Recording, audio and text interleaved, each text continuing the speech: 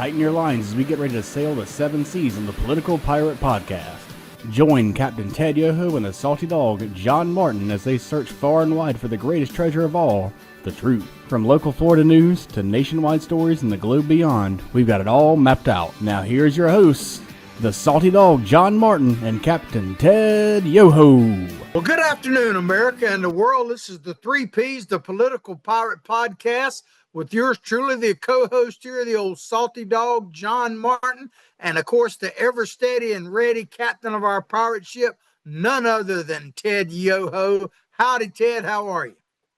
Good morning, or good afternoon there, John. I'm doing great. Thanks for the introduction. Look forward to our show. Well, since we got viewers, I've looked at some of our stats. We've got a handful of viewers all over the world, actually. We got some in Australia, some in Africa, even some in and around China, believe it or not. We've got a few scattered everywhere. So it's morning somewhere, that's for sure. It's morning somewhere. That's right. And we appreciate everybody looking in and tuning in. Going to be a great show. Yeah, as a fellow Floridian says, Mr. Buffett, it's 5 o'clock somewhere. But he didn't say AM or PM, though, did he? He didn't.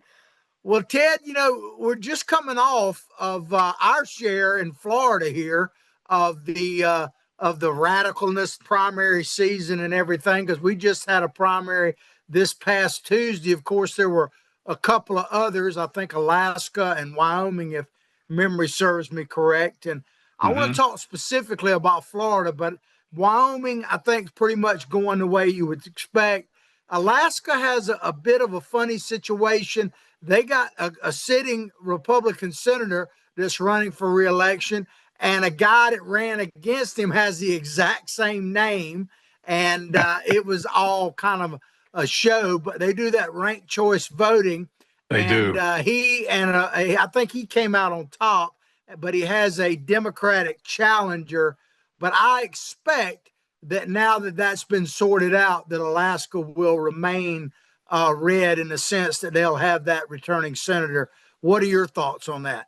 No, I think you're right on that. I think you'll see that person come back, and it would be a good thing. You just don't want to go down this liberal progressive push that the Democrats are doing. And, they're getting in bed with the DSA. And it's a very clear dichotomy between what the DSA is offering and what conservative Republican side are offering. So Alaska, we know you'll straighten us out. Yeah.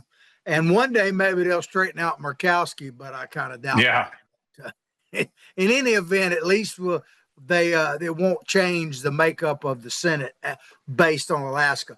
But in Florida, it's really interesting because, of course, you had, and we'll get into the DSA and stuff in a minute, but I want to jump ahead on the script just a bit because let's start with the governor's thing. I don't think it is a surprise that Donald's won, and I'm not even getting into whether or not he was the best. I mean, here's the way I looked at it, Ted, and I know you probably see it differently, but that's okay. I didn't really have a strong favorite for me in that race. I literally, and I don't mind admitting, when I don't have a strong favorite, in this case, I'm going to go with the president. And I think a lot of people did that. That's not a knock on anyone. It's not a knock on Byron Donalds. I respect the man, and I'm hoping he will be the next governor of the state of Florida. But that's just how I looked at it, because I didn't have a really strong horse feeling in that race. But I do believe he will ultimately win. And, of course, Jolly, and I'll turn it back to you. I mean, we're a pirate ship, but we're not that jolly because we're not the Jolly Rogers, that's for sure. David Jolly, to me, represents everything that is wrong in politics across the board, because he literally does this, Ted. He puts his finger to the wind, and whichever way the wind is blowing, that's where his conviction lies. And he's just looking for a job. He reminds me of Charlie Crist, who is in a runoff now for mayor of St. Petersburg. God help St. Petersburg if he wins, because they're birds of a feather. But what are your thoughts about Donald's, the governor's race, and Jolly? and his chances, and God help us if he were to win. But that's just really. I mean, that's a scary thought. First off, on Donald's, Byron's a nice guy. I did not support him. I went with Paul Renner for various reasons. I think the biggest thing is when somebody comes out and says, they supported the Black Lives Matter movement. I can understand that somewhat, but I think that was just totally against what America stands for. The Black Lives Movement, was an incident up in New York. It should be handled up there in New York. And so he supported that. The other thing is he put in legislation in the Florida legislature to decrease penalties for shoplifting or theft under 1,000 and under. And I mean, that just shows you at the core of what they believe in. So I think that's totally wrong. Whereas I supported Paul Renner and he came in last. It was very disappointing. Here's a guy that was 23 years in the Navy. He served this country as a prosecutor for the state. Then he was Speaker of the House, Speaker of the Senate, and he helped DeSantis get a lot of his the things that made Florida strong and the free state. So it was disappointing, but you know what? Donalds is the elect, and he's the one we'll support. David Jolly, if you look at his resume, he was a Democrat, was a lobbyist, then he switched to a Republican.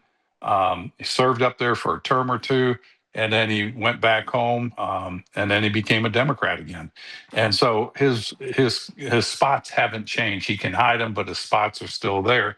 And you look at the thing he wants to do: Medicare for all, universal health care, or universal child care, and the list goes on from there. He wants universal basic income. He wants the open border type of thing.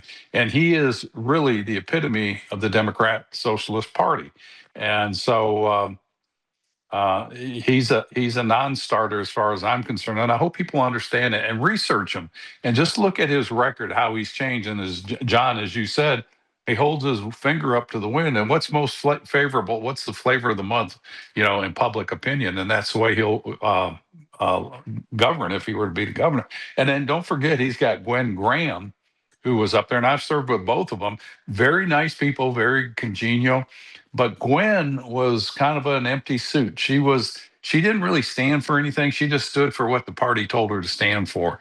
And people in government, I think they should have free thinking and they should have some convictions that they believe in. So I'll turn it back to you.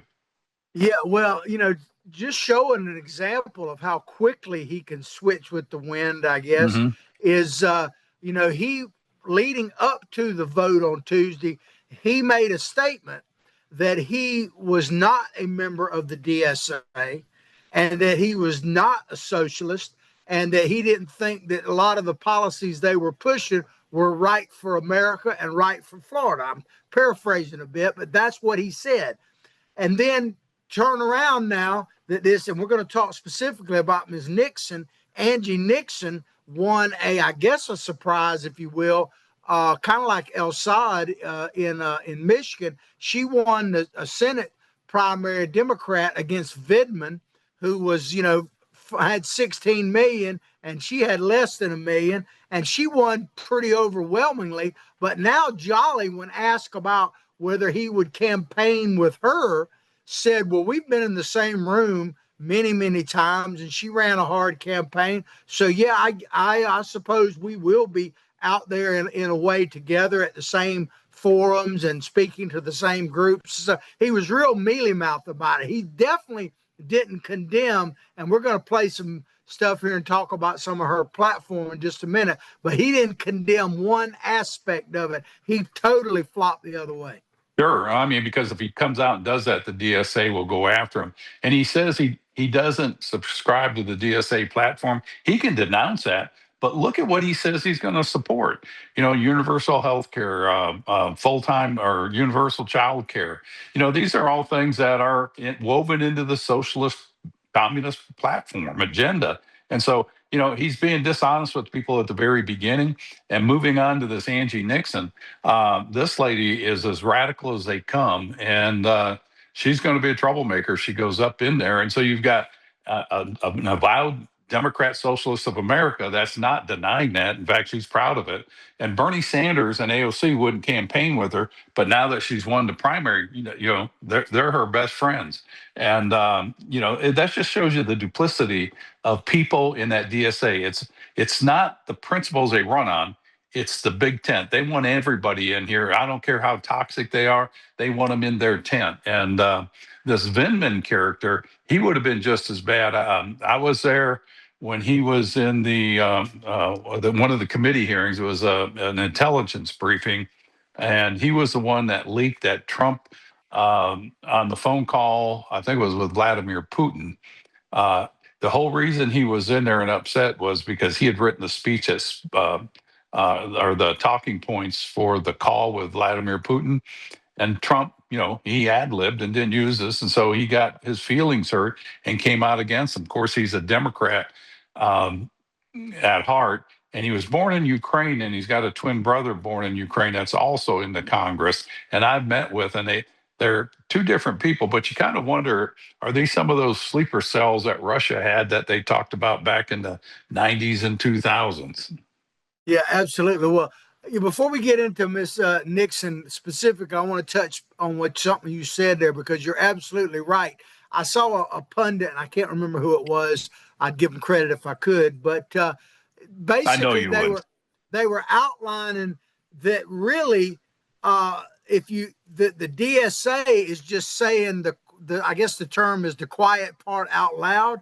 That if you really compare their overall platform with what the Democrats have been pushing for a decade or more now, they're really virtually the same thing. I mean, starting with Medicare for all, the universal health care, that will destroy. People need to understand this. That would absolutely destroy healthcare in America. And we talked in depth about it the other day, but it basically makes universal suffering is what it really does. It makes it to where healthcare will be more elite than ever, and that only the wealthiest of the wealthy will get decent healthcare. Everybody else will basically get the same. Self-sufficient people are usually going to do just fine. You talk about they're going to destroy healthcare in America. They already did, John. It's what's called Obamacare.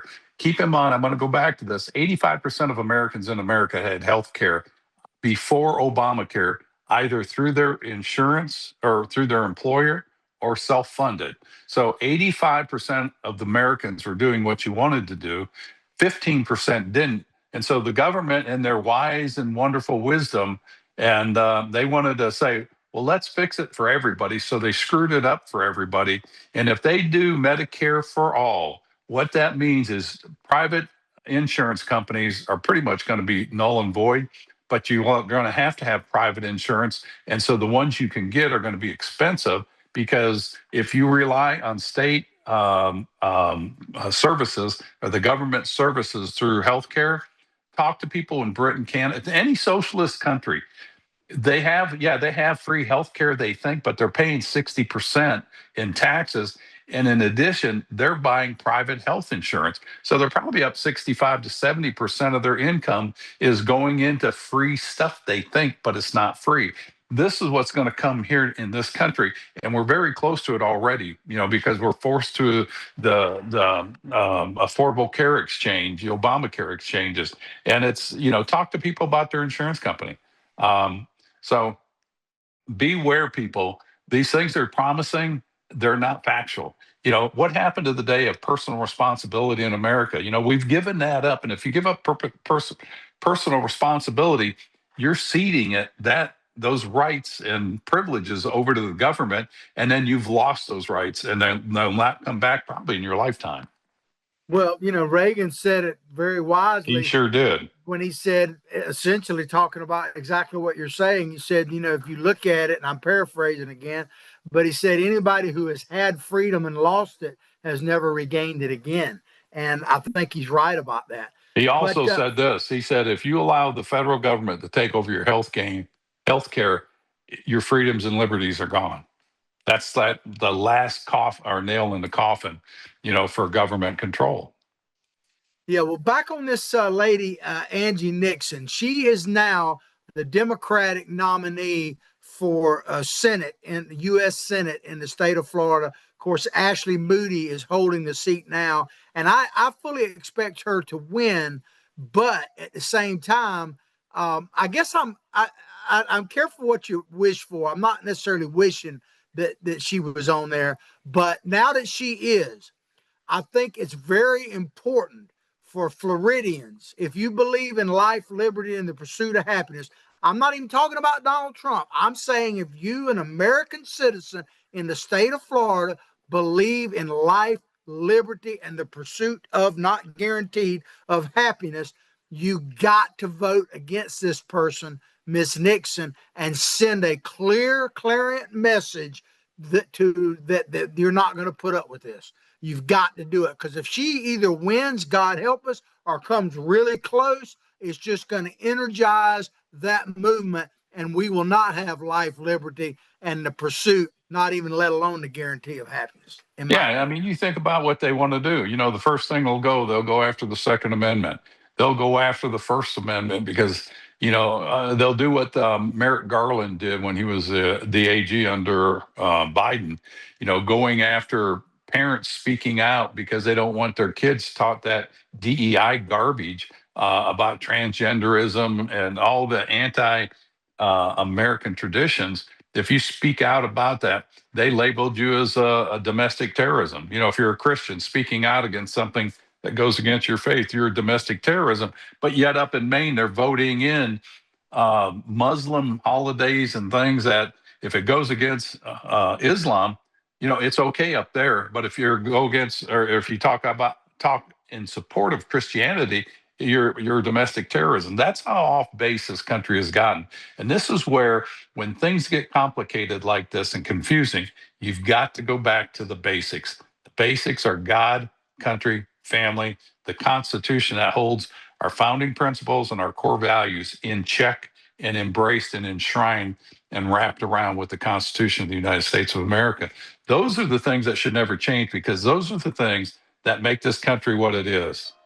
Absolutely. Well, I'm going to play a video right now. This is Miss Nixon when she was a member of the Florida House, and this was not long ago. What district was she from?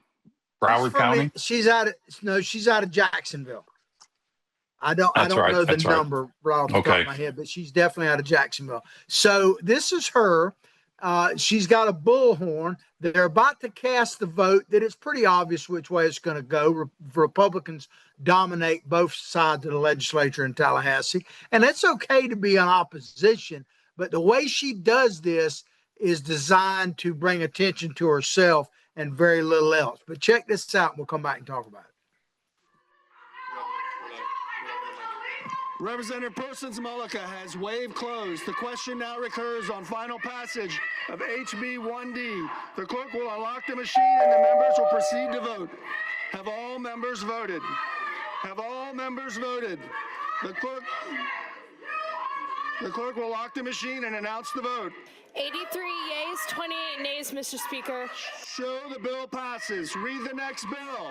None on the desk, Mr. Speaker. And Ted, so that's her. Keep in mind, also, not long after this, she led a takeover of DeSantis's, the governor of Florida's, actual office, and would not leave even after the whole Capitol was closed, and got arrested for that. And I don't know what the outcome, if that's actually happened yet or not. But I mean, that kind of gives you an example of her. Now, listen to this. This is her platform, which is straight out of DSA.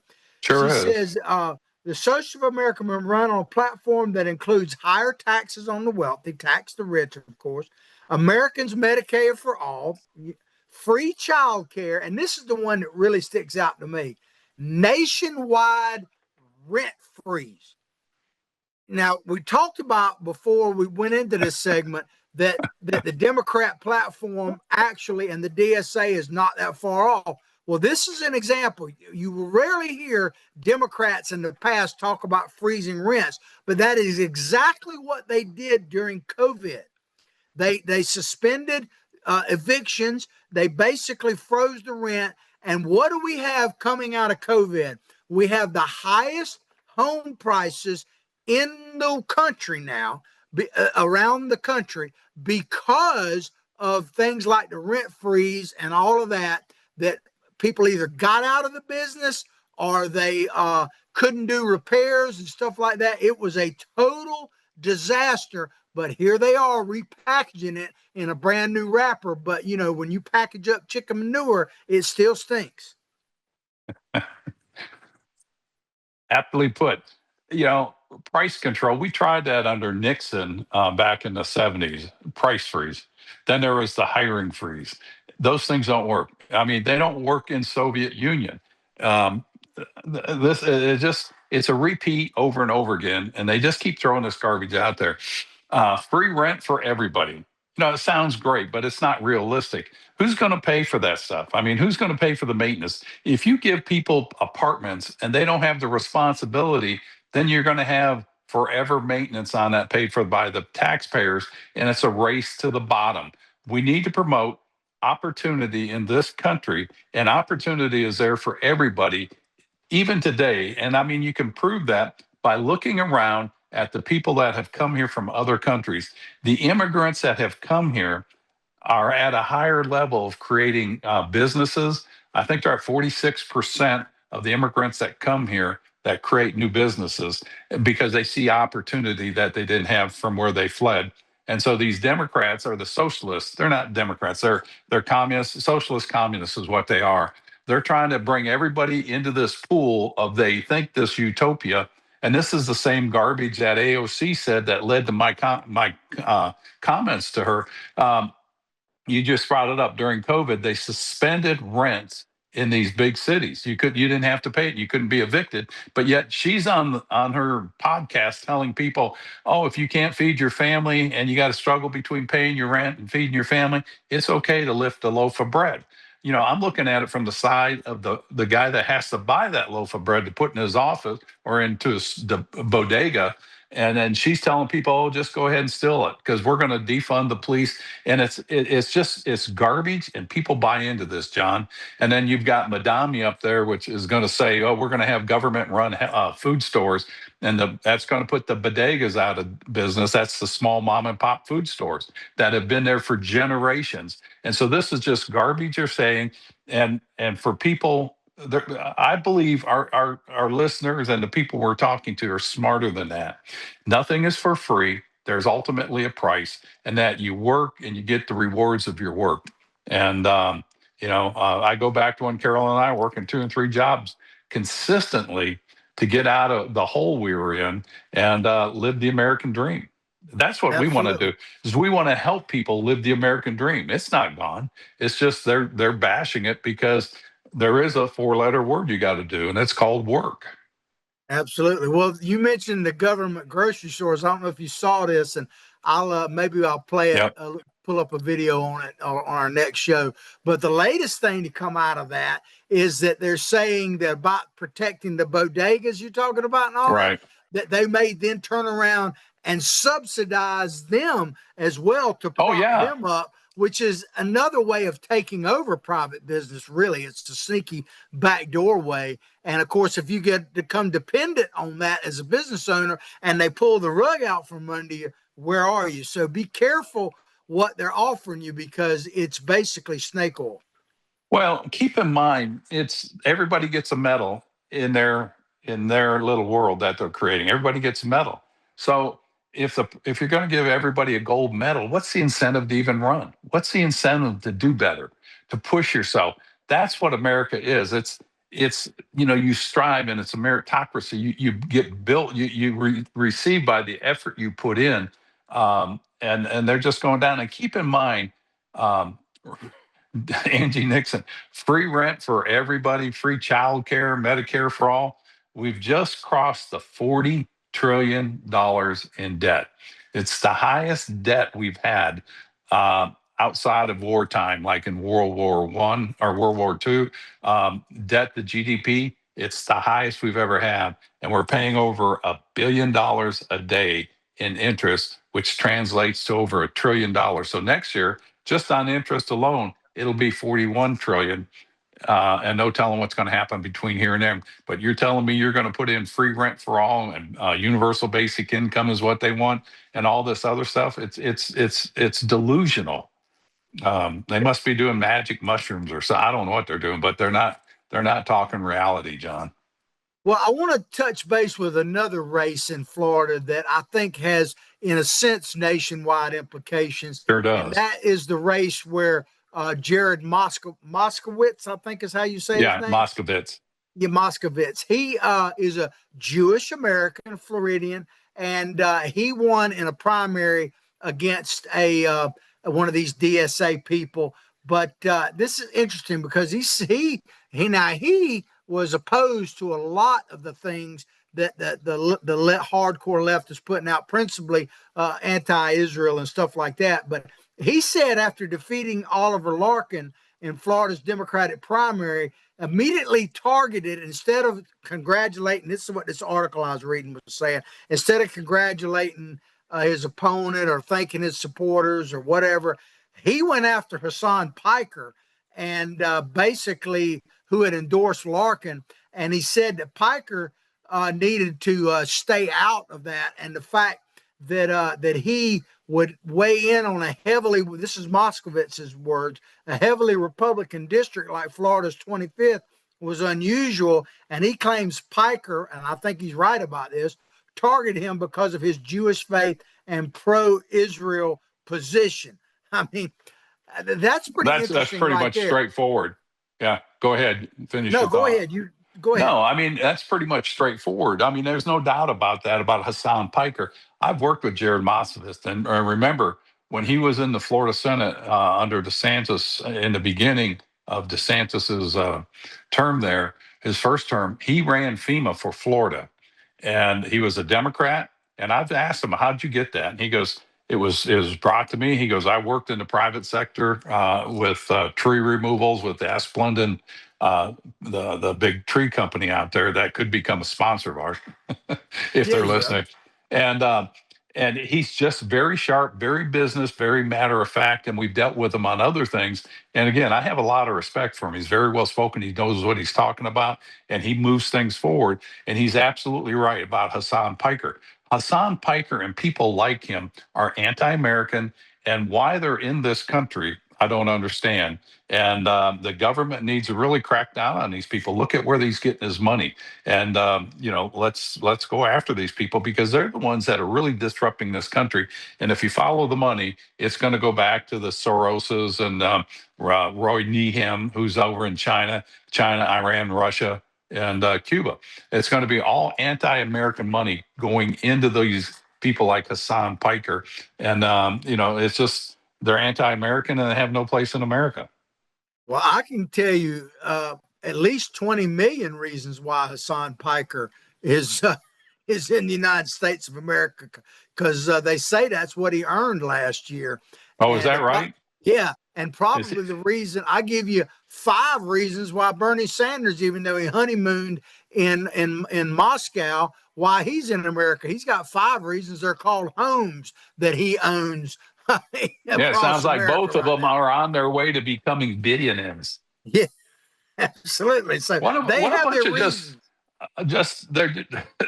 They're just a bunch of hypocritical stooges, that they keep getting money from these people that throw out these anti-American rants. And it's funny how people like Nixon, well, she didn't disown it, but like David Jolly, oh, I don't stand for that. I just stand for universal health care and all this stuff. But I don't stand for the DSA platform or even AOC and Assad, what's his guy? El Sayed up there in Michigan. They're display or removing themselves away from DSA, and they want to moderate. They're not going to moderate. They are who they are, and that's why I say about David Jolly. You know who he is. Just don't fall for that stuff. That's Absolutely. Why you got to listen to this show. Get educated, motivated, and activated. Speaking of which, we're about to take a commercial break. And Ted, you mentioned, I'll just shamelessly say again, any company like Asplundh or whatever that wants to be a part of the Pirate Podcast, make the call Freddie, help us to do exactly what Ted said. We're going to take a quick commercial break. Take us to break, Ted. Yeah, we appreciate you guys listening far and wide. And I know we've got people around the world and we keep talking to them. And I tell people as I do these meetings up in DC and, other places to watch our podcast and get the word out. And visit our Archer Automotive and Transmission Repair Shop out in the beautiful town of Archer. They're open from 7:30 in the morning, 5:30 p.m. Monday through Friday. Call for an appointment at 352-495-2485. And we thank them for being sponsors. See you after the break. Hi there, this is Coach Steve Spurrier, and I want to let you know that by popular demand, Spurrier's Gridiron Grill's delicious brunch is now served in a premium buffet. You have spoken, we have listened, and we're now serving Gainesville's only elevated buffet complete with an omelet station, ginger sage chicken sausage, shredded short rib, plus you can enjoy bottomless mimosas and Bloody Marys. So join us every Saturday and Sunday from 11 to 3 for the best brunch in town. And we're back to the 3 Ps, the Political Pirate Podcast here with our Captain Ted Yoho and, of course, the old host of the show, Salty Dog, John Martin. That's we right. Just heard from the old head ball coach. We're very appreciative of Spurrier's Gridiron Grill. We broadcast from there live most Mondays. Of course, our show is on at noon, Monday and Friday, and anytime you'd like to look at it and share it with others. But Ted, everybody knows, or they used to know, what D-Day was, the invasion of Normandy and basically the turning the tides in World War II against the Nazis. But now Donald Trump has come out and declared he's going to have an economic D-Day against Iran. What do you think that means, and what are your thoughts on it in general? What's that mean today or next week? Yeah. Ask me next week. It's just massive sanctions against Iran. And I wish them the best of luck for all of us, just bring stability to what's going on. And that's to put that pressure, severe economic pressure on Iran. And any country that doesn't do that, he wants to put pressure on them. So, we're in a very tumultuous time, needless to say. It's a form of diplomacy, and let's hope it works and that we can mend fences afterwards. But this war that was never going to happen, supposedly, and I know you got a clip on that, was never going to happen. Now we need to bring it to an end and a close. Keep in mind, it's a Middle Eastern conflict. You've got ideologicals that come in there, or cultural, I'll say. And these are the things that go on. They've gone on for thousands of years, Christianity versus Islam. So let's hope we have smarter people that can bring this to an end quickly. Well, China is about to come to America. I mean, as far as overtly, not covertly. They're already here, John. Yeah, I know that. That's why I preference that after I said it again. But China's about to visit us, and officially, Xi is about to come over. Yeah, he's about to come over.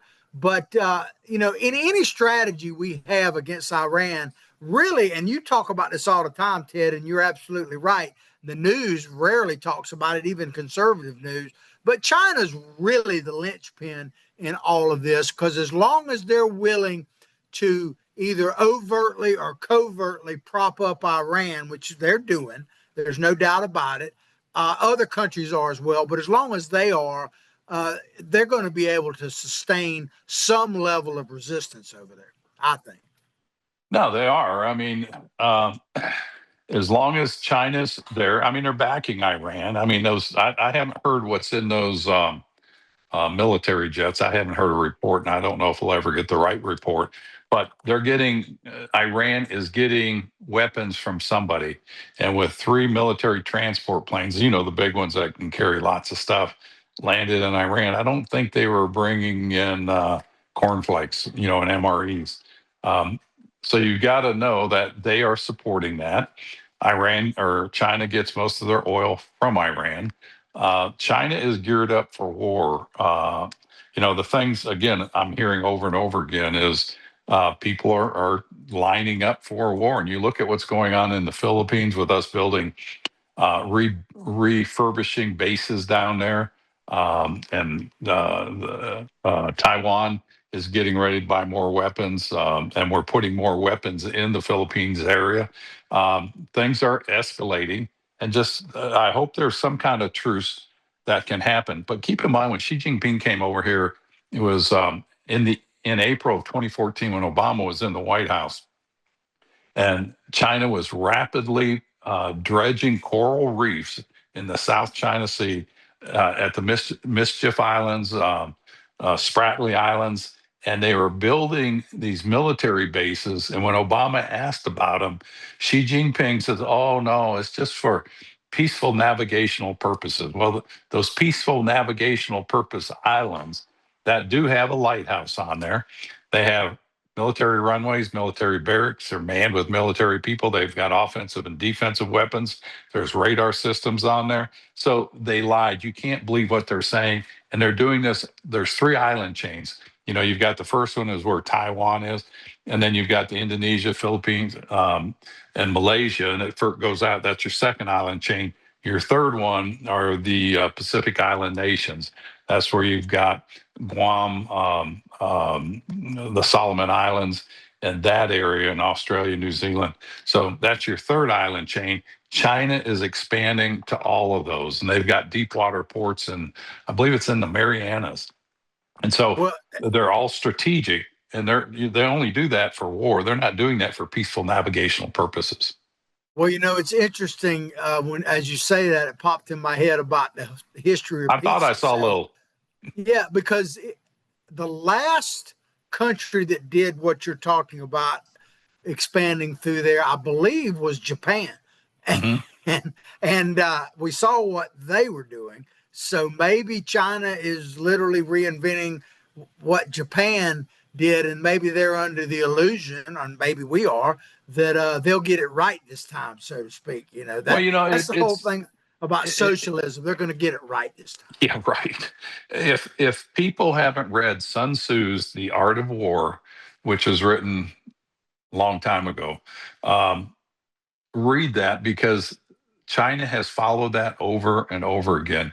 They lost track of that during the 1800s when they had the Opium Wars, and of course the British, all other nations that were trading there, got the populace of China on opium, and it led to the collapse of China, and that's why they became the hermit kingdom, kind of like South Korea or North Korea. And they've come out of that, and they went through that century of shame. They're creating a second century of shame in the nefarious things they're doing, the human organ harvesting, the concentration camps, or they call them re-education camps. They're going through this, and the nefarious things they're doing around the world. It's just a shameful thing. I know there's a lot of good Chinese people, but the Chinese Communist Party cannot survive with free thinking people. And that's why Taiwan is such a strategic move for them. Because if they can't take over Taiwan, a free thinking people, they've got to worry about the 1.4 billion people in China that are like, how come they're free and we're not? So that's what's at stake for Xi Jinping. Another thing along when you were talking, you sparked, of course, you do that all the time. Like you say, my head pops a little bit, is, in this country, the primary supporters of the DSA group and all that and socialism are either very young people or the highly educated intellectuals, right. if you want to call them that. The interesting part about the intellectual thing is if you look in any area where socialists / communists have taken over, who is the first group of people that get wiped out? The intellectual. That's what they did in China. When Mao Zedong took over and he did the Red Revolution or whatever they call it, he killed like 20 million people, and a high percentage of those people were the more intellectual class. He got rid of them. What happens over and over again, John? I mean, the person I beat when I ran, I won't mention his name, but he became a lobbyist for Chinese telecommunications, Huawei and ZTE. And those have been deemed national security threats to us by the Senate Intelligence Committee. The last person I ran against, a Democrat out of Gainesville, very successful developer, he said China is our friend. They're good people, and it just. I know you're going to play that message or that clip on Lindsey Graham's sister. They're just ignorant. They do not understand what's going on. No, they're not our friend. They want world domination, and we need to treat them as such. Well, I want to move forward on this story real quick because we do need to get a couple other things. Yemen seems to be back at full war with the Houthis. They're saying that it's escalating over there. And, I think there is a fear in general, and I think legitimate, that if things keep going the way they are in the Mideast, the whole thing is going to break open to a escalated war. And, Donald Trump, people are starting. Now, I dismiss most of the left criticism because they would criticize him if he cured cancer. But some people in the MAGA world are starting to criticize him. And I think their criticisms have some legitimacy based on this video right here. Check this out. A historic realignment, uniting citizens of all backgrounds around a common core of common sense. We're the party of common sense. We want to have borders. We want to have security. We want to have things be good, safe. We want great education. We want a strong and powerful military, and ideally we don't have to use it. We had no wars. 4 years we had no wars, except we defeated ISIS. We defeated ISIS in record time. But we had no wars. They said, he will start a war. I'm not going to start a war. I'm going to stop wars. I mean, that's just one example. But Trump literally promised that he would not start wars. He even labeled stuff like Afghanistan the forever wars. And he talked about he would not only not start wars in that video, but that he would be the arbiter of peace. And to a certain extent, he has been. But this jump into Iran is potentially a forever war type scenario. At least it has been in the past. And as I said on our show last week, the U.S. military, as much as I respect them and all, they were never designed to manage wars. They're designed to crush, kill, and destroy, and they do that excellent. But I can't think of a single time when we've done a good job of managing a war. No, you're right. I remember Rush Limbaugh always saying that war, you go in, you break things and kill people. And that's pretty much what it is. The better side of that, obviously, the higher calling is you don't want to ever have a war. And it's diplomacy. And that's where foreign policy comes in. And that's where, I got to give Trump a little bit of a pause because he's a guy that didn't want wars. He wanted to end wars. He was doing that with the Abraham Accords and building real strong associations and coalitions where you would stop that. And so there had to be something they knew that was imminent. I'm giving them a pass on this. And if there wasn't, and he did this, it was the worst foreign affairs blunder.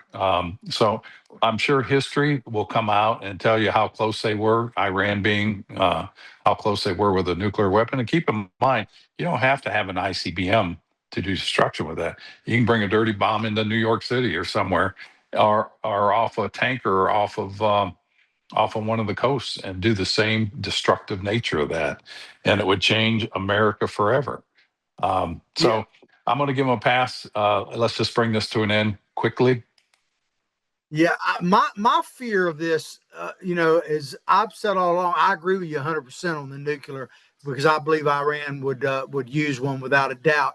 But I think there is a risk in this economic sanction, and that is bringing Iran extreme pressure could convince Iranian leaders that they don't have a choice but to fight or die. And I think they're already feeling that way. And then the people of Iran may suffer enough that instead of blaming the Ayatollahs and the Revolutionary Guard, they may blame the great Satan. I don't know. So there is a risk in doing this only, in prolonging the suffering of the people of Iran. Because let's face it, the Revolutionary Guard and the Ayatollahs are going to be the last to suffer as far as eating and clean water and all of that. Yeah, I mean, look at Saddam Hussein. I mean, look at what the wealth he had accumulated in his degenerate sons that were all into porn and drinking, and all the the stuff they were doing, while they were suppressing the people and robbing that wealth. Um, Again, the Iranian people are the ones that need to change this. We can't give them freedom. We can help them, but it's got to come from within. They've got to have that desire so bad. That they'll do anything. They'll lay down their lives for it. And I know a lot of them already have, and it's a shame. But you would think the rest of the world would see what they have done and just say, we're not doing business with Iran. And I wish they would do that for China too, because I mean, they're doing forced organ harvesting. I can't think of anything more grotesque and inhumanitarian than what they're doing in China.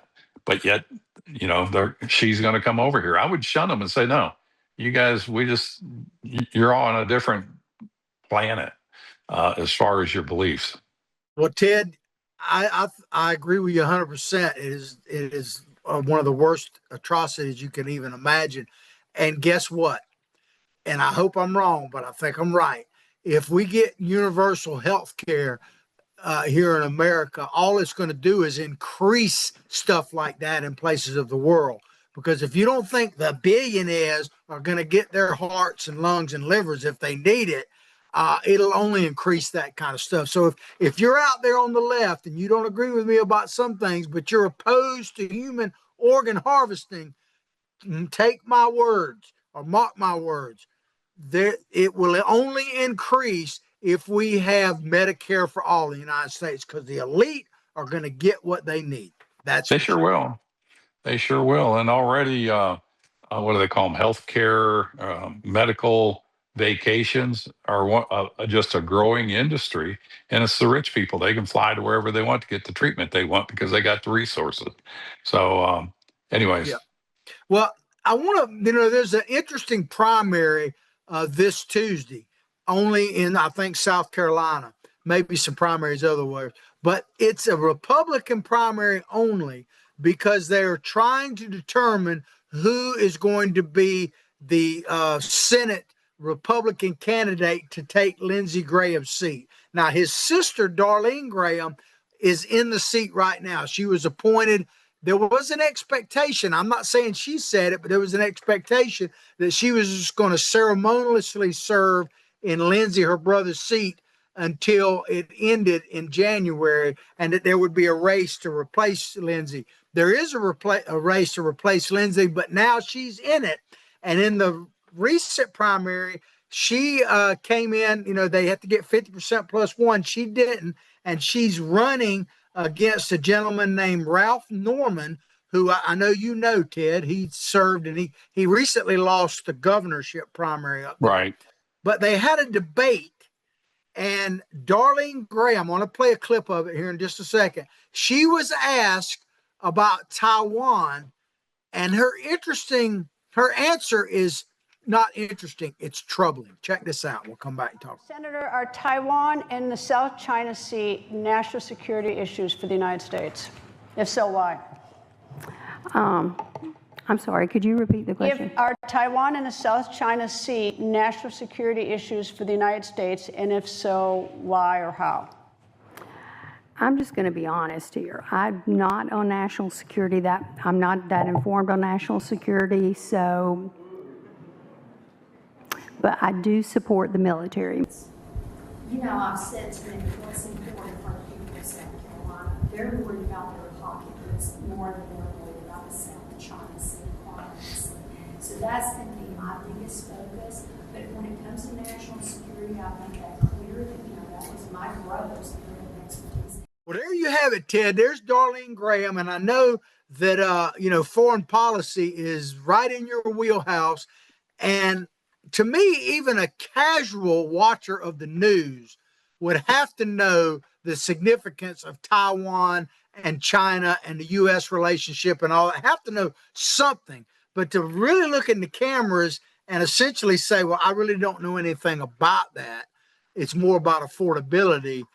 I mean, I'll let you handle that, Ted. Go ahead. You're the captain. Well, number one, I commend her for saying, you know what, that's not my specialty. I don't know. I've got a lot to learn. But that right there should disqualify her for that position. Taiwan, I get asked a lot about that. I've spoken at Taiwan events. I've been to there. In fact, we'll be going up to DC and we'll be meeting with some Taiwanese. And there's a big contingency here in Gainesville, Florida that I've spoken with. Taiwan is a democracy. To me, Taiwan is an independent nation, and if you look at the definition of an independent nation, they've got their own borders, they got their own rule of law, they've got their own military, they've got their own form of government and a voting system, they've got their own monetary units, and so and they've got a constitution and a national anthem. So. And the most important thing is they've never been part of the Chinese Communist Party. Period, anytime in history. So they're a democracy, and an attack on one democracy is an attack on all of us. To me, that's number one. Number two, we had the Taiwan Relations Act of 1974 that says we will provide them defensive mechanisms to defend themselves. And we've done that historically.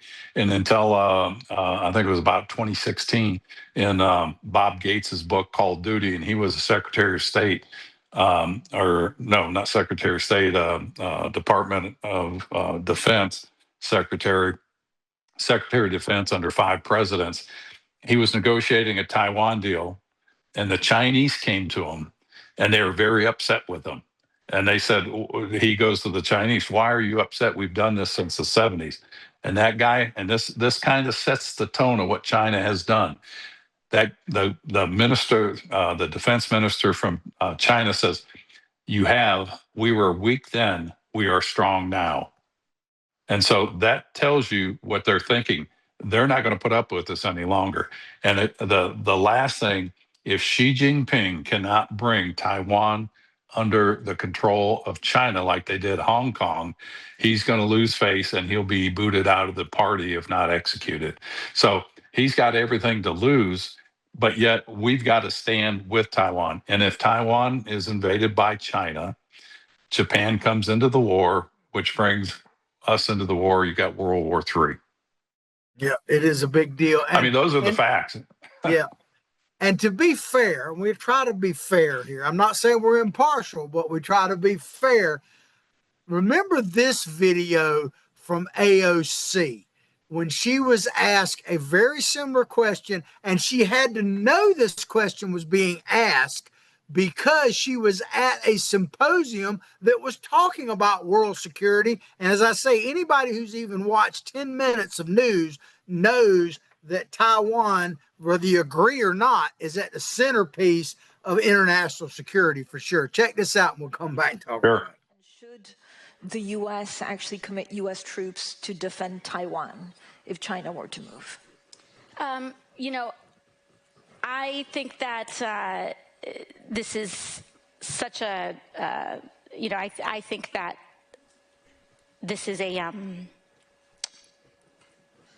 is of course a very longstanding policy of the United States. And I think what we are hoping for is that we want to make sure that we never get to that point. And we want to make sure that we are moving in all of our economic research and our global positions to avoid any such confrontation and for that question to even arise. Well, Ted, you said that Darlene Graham's answer should be disqualifying for her, and I have to agree with you, but it's obviously up to the people of South Carolina. But I want the people, because you come on and troll us on Facebook all the time, which I allow, as long as you're polite and not personal. I don't mind people debating back and forth on like Facebook and stuff like that. But if you're going to mock Darlene Graham for what she said, keep in mind that your golden girl, AOC, who should know, she's in Congress, been there a while, was going to symposium. She don't have a clue either. And so to be fair, if it's disqualifying for Darlene Graham, it ought to be disqualifying for AOC.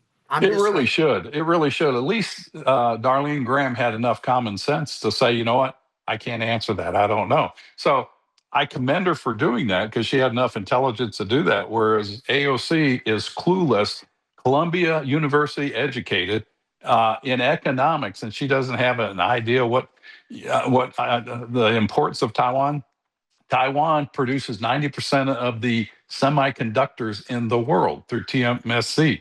And TMSC is invested in the United States, I think $800 million building plants here for semiconductor chips. They're preparing to lose what they have. China wants that industrial base for the semiconductors so they can win the AI war. And this is where it really comes down to that. And neither one of them have a clue. One of them understands her shortcomings and has admitted it. The other one thinks she can do a word salad. Kamala Harris must have written her talking points because they made absolutely no sense and didn't answer the question. And the other thing, the Taiwan people are great people, very strong family. They're just great people, and we need to stand with them. And people need to talk about China. The Chinese Communist Party has never laid claim to Taiwan.